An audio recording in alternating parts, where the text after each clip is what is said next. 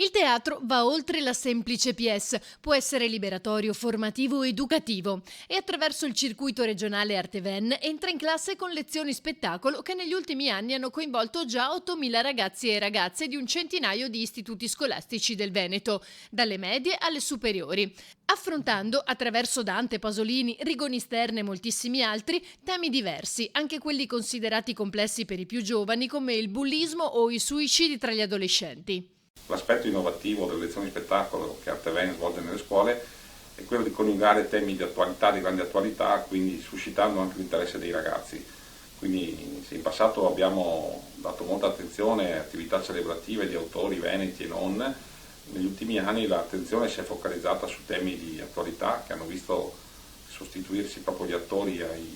agli insegnanti e quindi affrontare temi come quello del bullismo o più recentemente il tema dell'Agenda